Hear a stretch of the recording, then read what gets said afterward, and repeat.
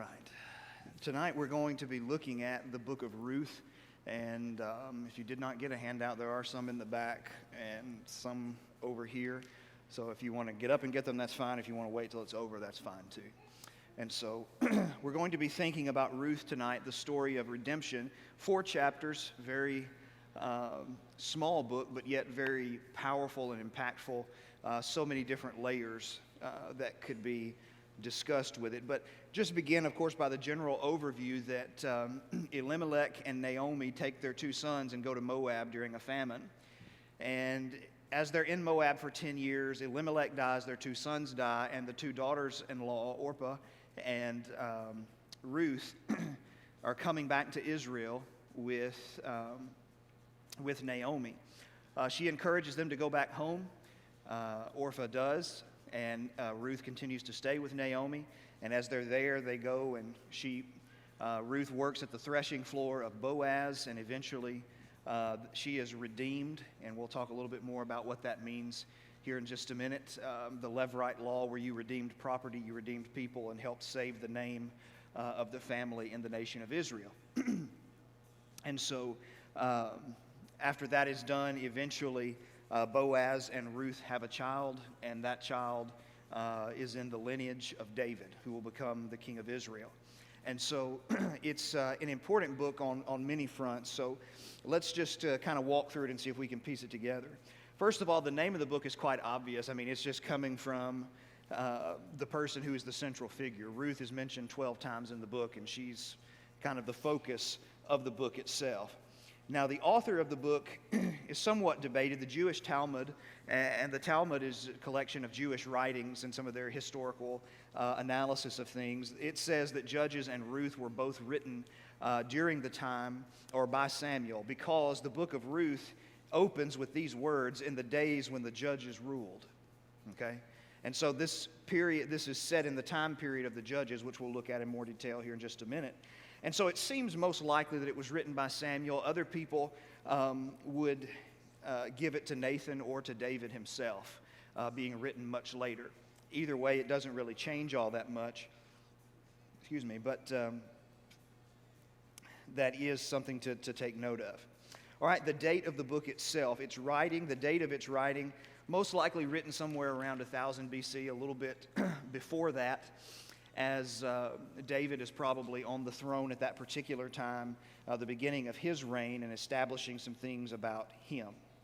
Now, the events of the book, and this is where it gets a little bit difficult to tell. As we said a moment ago, it's taking place during the time of the Judges. It's the one small bright spot in the history of the Judges, because it was the period of the Judges was so dark with immorality and sinfulness. This is actually a bright spot of kindness and generosity and redemption. And so there are a number of different ideas. Some people place it in the later period of the Judges. The Hebrew text at a genealogy in Ruth chapter 4, which we'll look at here in just a little bit, at the end of the book, it closes with a genealogy in verses 18 through 22.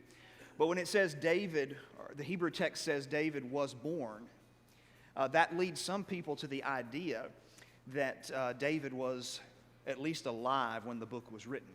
It wasn't written after his life. And so some people believe that shows you the time of the composition being somewhere in the later period of the Judges.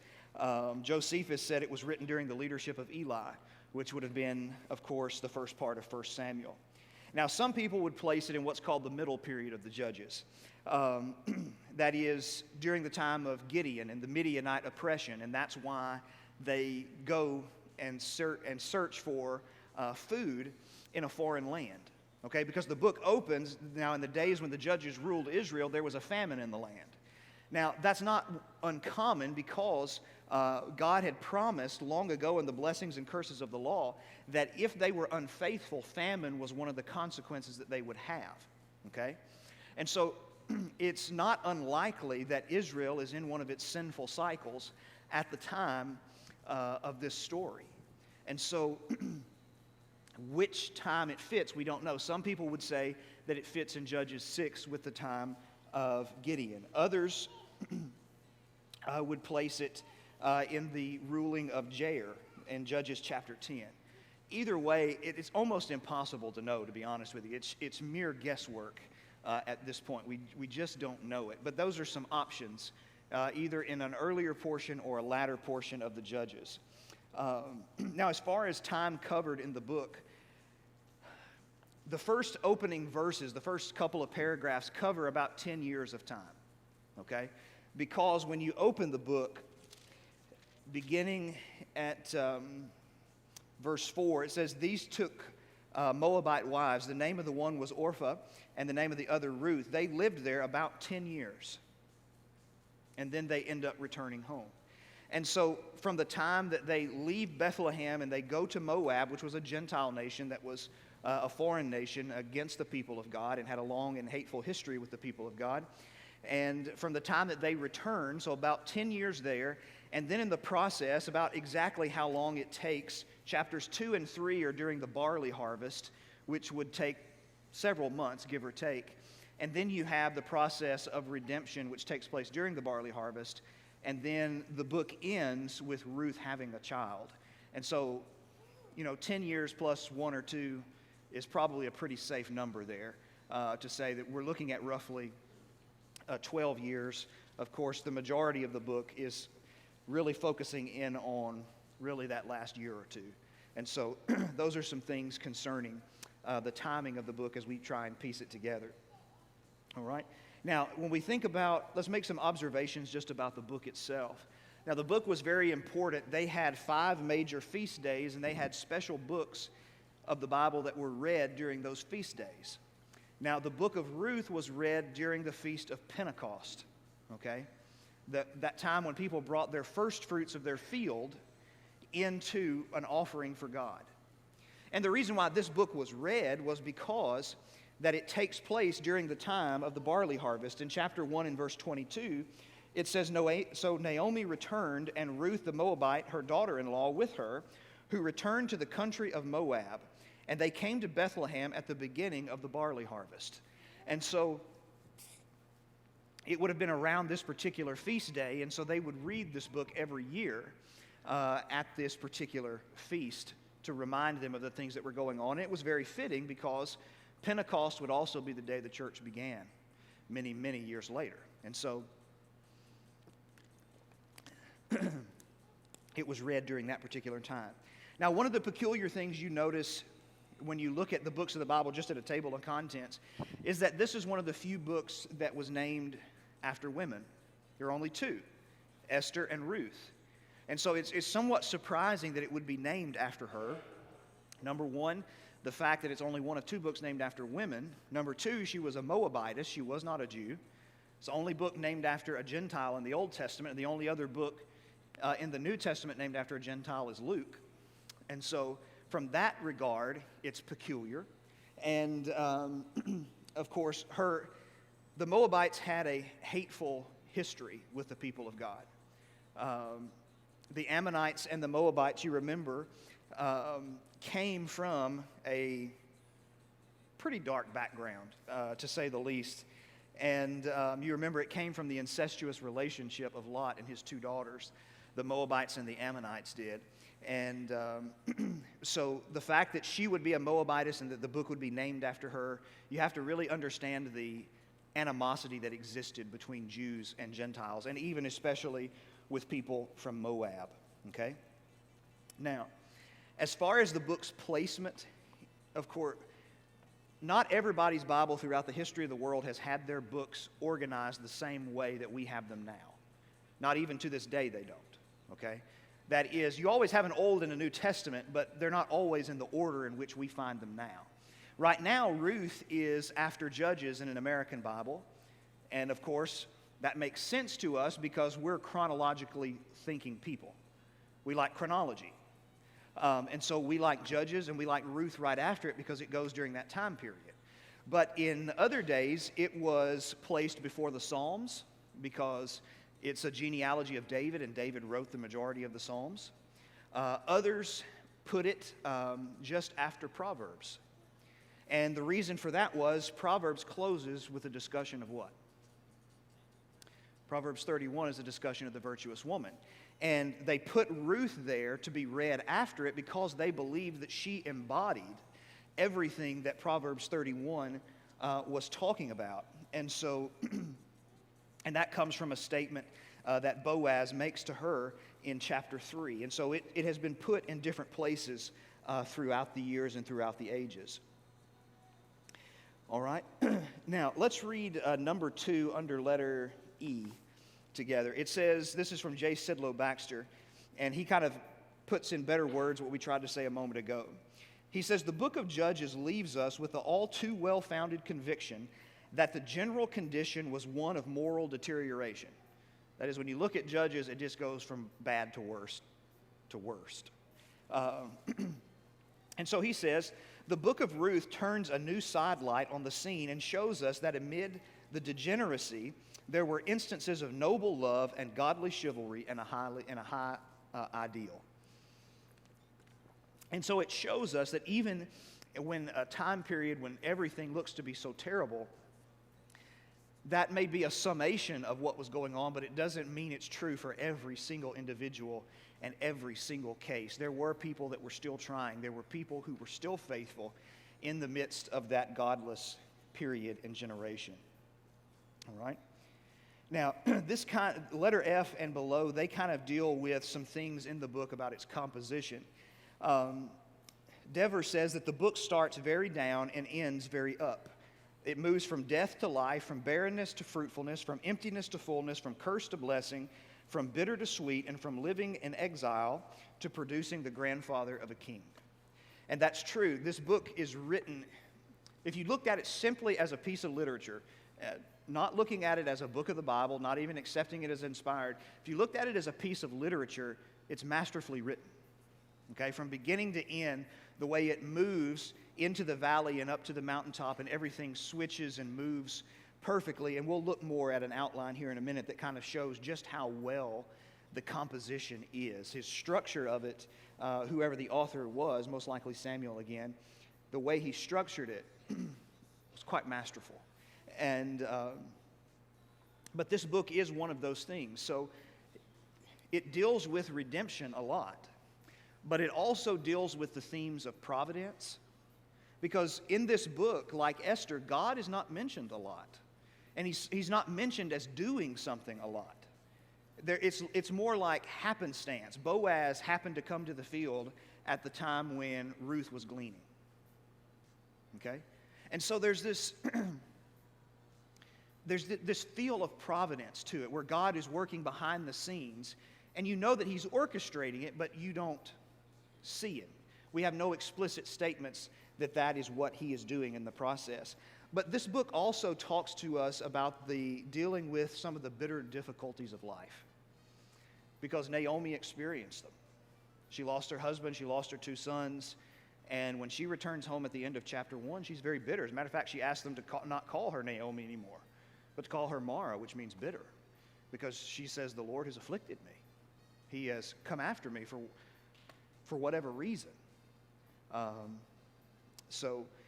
But how it goes from that to, at the end, her receiving a child from her daughter-in-law and having been redeemed and going from empty to full is, it's very interesting how God works that to her good. Okay? Let's look at number 3 under this idea. All these others are good, but we won't take the time to look at every one of them. Number 3 under this idea. So, in this book, there is a word that is used often with the word redemption. It's an important Hebrew word, hesed, H-E-S-E-D. And that word is translated faithfulness or loving kindness or one of those types of ways throughout the Old Testament. Okay? And it is an important Hebrew word because it describes God's faithfulness to his people. Okay? And what's interesting is, and what Dever points out under number 3, is that David, who wrote a great majority of the Psalms, speaks often of God's loving kindness or his hesed, his faithfulness to his people. And what he is leading us to think about in that is, of course, David had experienced God's faithfulness in his own life, and he could write about it from that aspect. But David also could look down his family line and see the story of his grandfather Obed and his great-grandparents in Ruth and Boaz and see the hesed of God, the loving kindness of God, that he had been faithful to his promises and that he helped them in the midst of their difficulty. And so it's just kind of interesting. It was something I'd never thought through. But you have to remember that these people aren't writing in a vacuum. They're writing as people with histories and backdrops and understandings of things. And certainly that could have been in the mind of David as he wrote concerning God's faithfulness. Number 4, he says this. Really, that's how the story of Ruth ends, in the ministry of Jesus Christ. God worked through Boaz to redeem not just Ruth and Naomi, but to bring about the great Redeemer, Jesus Christ. And that's because the genealogy at the end here that will lead us to David will ultimately lead us to Jesus in Matthew chapter 1. Okay? And so this story is very important in understanding the promises of God, and that Jesus is all throughout this story in tons of ways. We could probably have 2 studies alone simply looking at all of the connections to Jesus from these 4 chapters, and probably still run out of time if we were to look at them all. We're going to look at a few here in just a minute.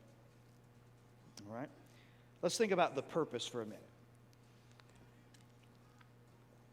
Number 1, it's going to provide an argument for David's legitimacy to the throne, establishing his family history, but it's ultimately showing us the history of the family that's going to bring the Messiah into the world. Okay? And that's what this is about. When we're reading the Old Testament, we're reading it with anticipation. We're looking forward to what is coming. And so the purpose of this book is to help move us in that direction. Every Old Testament book is moving us in the direction of Jesus. Which way it's moving us, some are more explicit than others. This one is very explicit in moving us in the direction of Jesus. When you look at something like the Kings, those references aren't as explicit. So you kind of have to think a little bit about them. But Ruth, it's very simple, excuse me, concerning what he is doing. All right? Now, I've given you 3 outlines of the book here. The one I want to talk to you about is the one under the Bible Project. Now, the Bible Project is, you can find their videos on YouTube. They're very well done. The one on Ruth, they overview every book of the Bible, and then they do a lot of other things. They've branched out since they finished every book of the Bible and moved into words and people and a lot of different things. But this video on Ruth is 7 minutes, okay? Matter of fact, I think I watched it while I ate my breakfast one day here in the office. So roughly 7 minutes. And but what they do is that it is a visual drawing. Okay, so you have a narrator, but he's drawing out the picture and breaking it up on an old scroll. It's animated in not like animated I'm used to when I was growing up, but like modern day animated. Very, very well done. But he's drawing out and gives you a visual representation, and he walks you through the process, and they do a really good job. That's not an endorsement of everything they say and everything that they do, but I'm telling you, the one on Ruth, they did a tremendous job on explaining the structure, and that's what I want to talk to you about here, because their outline is given to us here. So in chapter 1, verses 1 through 5, you have the tragedy and the death of Naomi's husband and her sons. And then in 1:6 through 22, you see the loyalty of Ruth. Okay? Now you fast forward to the end of the book, and you see the loyalty of Boaz to the promise to be the Redeemer. And then you see in 4:13 through 22, the joy and the birth of, and so instead of tragedy, you have joy, and instead of death, you have birth. Okay? Those are the bookends of the book. How you move from one to the other. Now, in between chapters 2 and 3 followed this same structure. Okay? And I've got the verses listed there so you can go back and look at the chapter and see the structure. But each chapter, chapters 2 and 3, begin with Naomi and Ruth making a plan. Okay? That's what they're doing.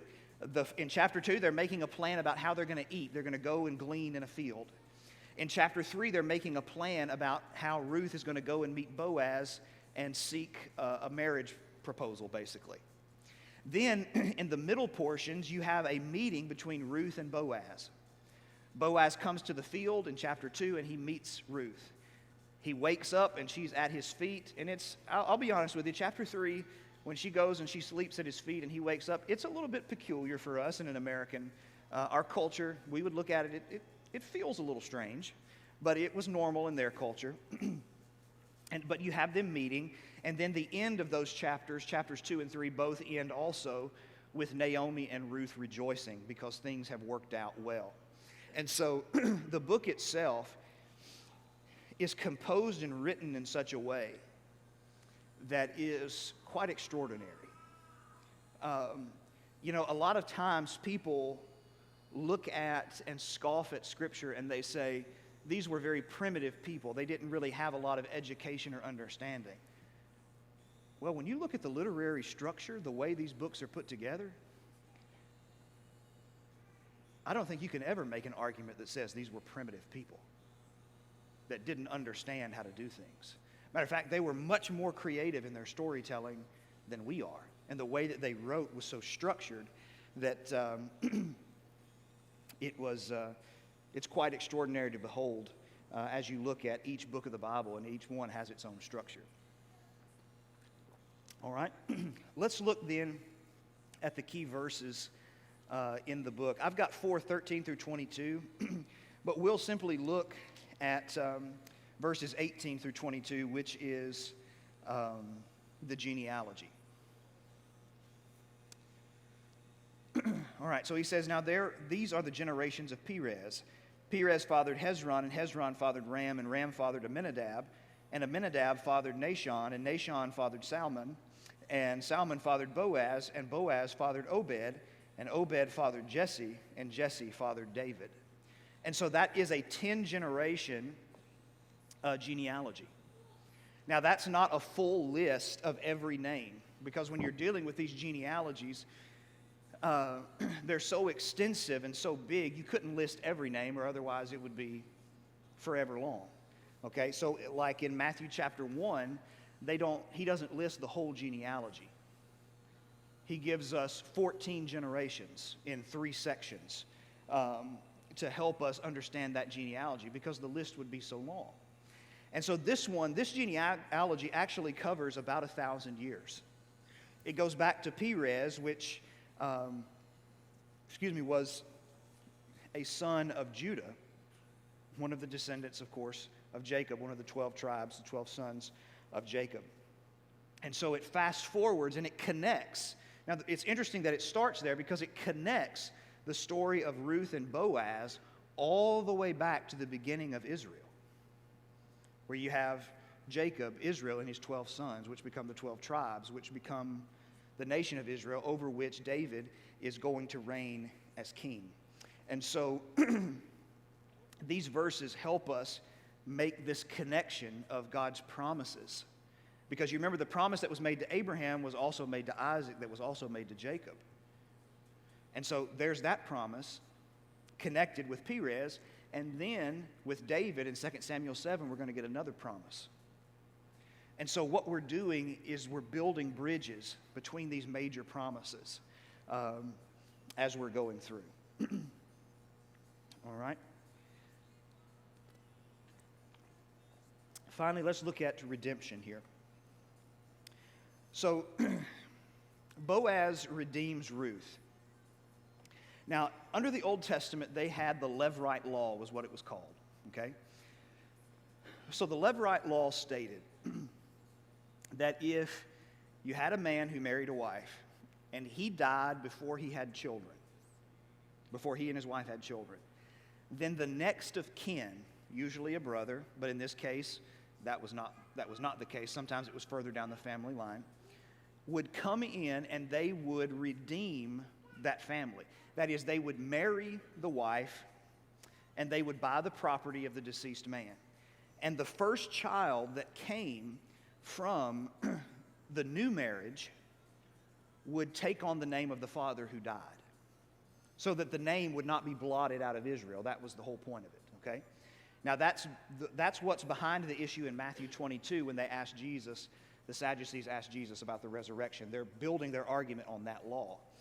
Now, you had a right to redeem, but you could reject that right as well.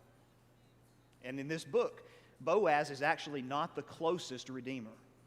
There's one person that's closer to him in the family line that can redeem. But he chooses not to because it involved, he would have done it had it just been the property. And he says that. But when you have to marry Ruth as well, that would mess with his inheritance. And so he chose not to, and he passed it down the line. And so what they would do is they would pay that money in order to save that family from obliteration, from being put out of Israel. Well, okay then. How then do we read in the New Testament, like Ephesians chapter 1 and verse 7, in whom we have redemption through his blood, the forgiveness of sins, according to the riches of his grace?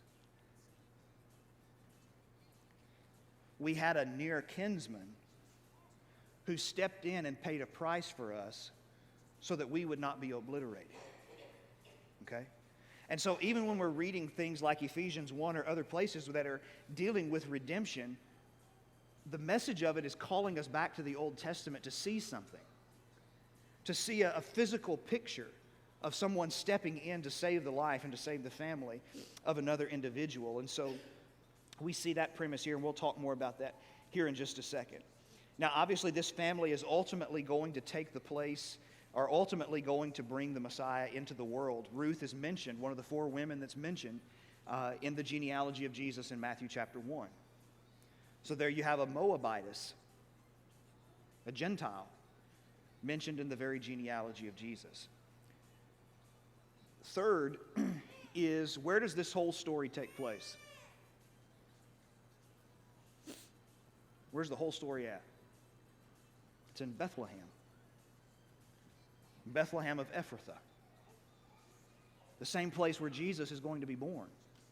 Micah chapter 5 and verse 2, the prediction that is actually quoted to Herod in Matthew chapter 2. This is the place where Jesus is going to be born. Now, what's interesting to me is this, is that Bethlehem was known as the house of bread. And Jesus called himself the bread of life. So the house of bread produced the bread of life for the rest of the world. And so the location of it, so you have the premise and the principle and the practice of redemption that leads you somewhere. You have the family that leads you somewhere, and even the location is the same about where Jesus is going to be. And further, it shows us about this Redeemer Kinsman, letter D. Let's talk about him. So the Redeemer Kinsman, there were 3 things that were necessary for the Redeemer Kinsman to redeem the next of kin, the closest relative. Number 1, you had to have the pedigree. That is, you had to be the right person. As far as the family line went, you had to be related, and you had to be the next person in line, whether that was a brother or whether that was a cousin down the line or something. You had to have a physical connection to the family in order to step into that role. Okay? The second thing is you had to have the power to redeem it. Because this is a financial transaction. So what happens if you don't have the money to pay? You got to pass it down to the next of kin.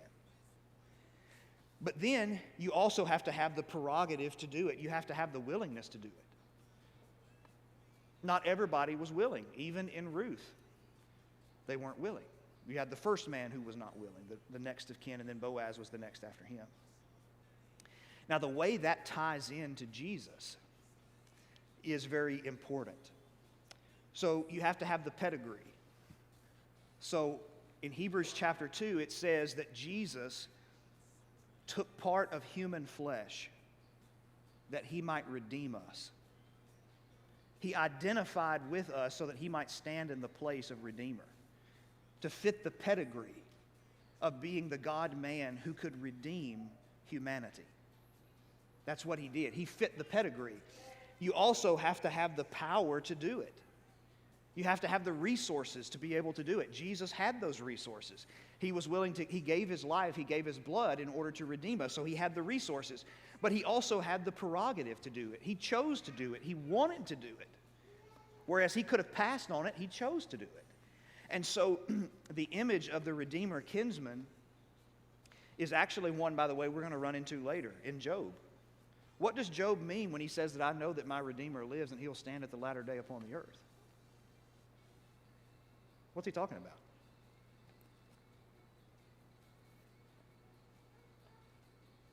He's talking about all this. Someone who is going to make right all the wrongs that I've suffered, my next of kin, who's going to redeem me out of all this trouble. It's an important principle. But you know, this book also shows us about God's desire to save Gentiles. Because he brought Ruth into the covenant so much that, as we said, she became part of the family of Jesus. You see God's universal picture. You see a Moabite who shines brightly. And that God has a desire to save all people. Not just Jews, but also Gentiles. And that's true concerning the story of redemption as well. God is not just content to save a certain group of people. He wants all people to be saved. And salvation is open for every single person who would receive it. And so Ruth is a very small book, but yet it's filled with this story of redemption. And to overview it like this is, for me, very, very difficult. Because, and I know you're probably thinking difficult for you, we had to sit through it. But it's very difficult because it is so complex.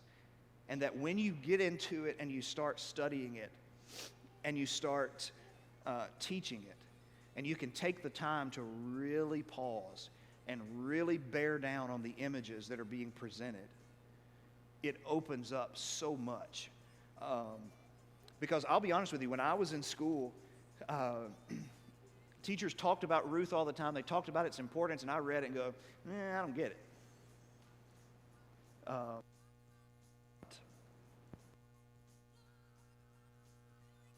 There we go. I have this in my pocket, a nervous tick. I turned it off. But when I finally dug into it and finally started pulling it apart, you start to see why they talked so much about it. Because it really is fundamental to understanding our own redemption. In a physical representation of a law under the Old Testament that God was communicating to those people, and they didn't quite understand that there was someone coming who was going to do a spiritual version of that. And that's what we have in Christ. And so we have someone who's willing to step in and pay a price to save us. That's a Redeemer kinsman. And that's what we have tonight. Jesus stands ready and willing. He's already made that. He's become like us so that he can be of the pedigree. He can be the Redeemer kinsman for us, spiritually speaking. He's got the power to save us. 1 Peter 1:18 and 19, his blood can cleanse us. And he has the prerogative to. He wants to. He wants to save you. And it's like, I think it was Gus Nichols who used to say, you know, you think you want to go to heaven. God wants you to go to heaven more than you want to go. That's his prerogative. That's what he wants.